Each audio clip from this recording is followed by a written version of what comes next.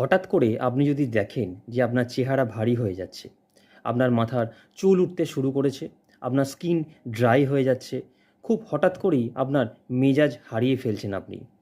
ঠান্ডা লাগার প্রবণতা ইদানিং একটু বেশি মাত্রায় বেড়ে গেছে, খুব ক্লান্তি বোধ করছেন, রাত্রে ঘুমটাও কিন্তু অতিরিক্ত বেশি হচ্ছে।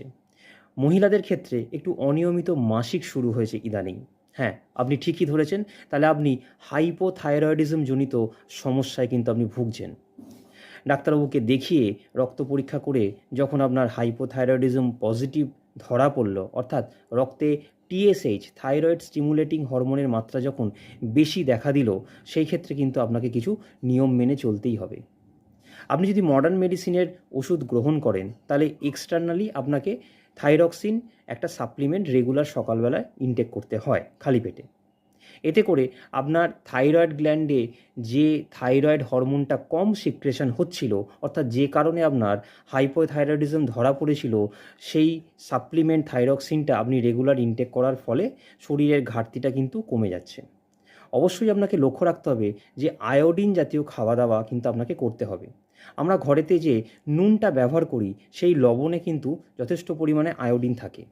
অনেক রুগীরাই বলে, ডাক্তারবাবু আমরা তো পর্যাপ্ত পরিমাণে লবণ খাই, অর্থাৎ রান্নায় আমরা লবণ মিশিয়েই তো রান্না করি। কাঁচা লবণটা ডেফিনেটলি খাওয়ার জন্য আমি কাউকে অ্যাডভাইস করি না। কিন্তু সেই লবণটা আপনি যদি কাঁচের পাত্রতে না রাখেন, আপনি যদি প্লাস্টিক কন্টেনার বা যদি ওপেন অবস্থায় খুলে রাখেন, সেই ক্ষেত্রে কিন্তু লবণ থেকে আয়োডিন মাত্রাটা কিন্তু চলে যেতে পারে। এখন প্রশ্ন হচ্ছে, এই হাইপোথাইরয়েডিজমের জন্যে আপনি মডার্ন মেডিসিনের রেগুলার একটা করে ওষুধ সকালবেলায় আপনি খেয়ে যাচ্ছেন। কতদিন খাবেন? যতদিন পর্যন্ত কিন্তু আপনি বেঁচে থাকবেন।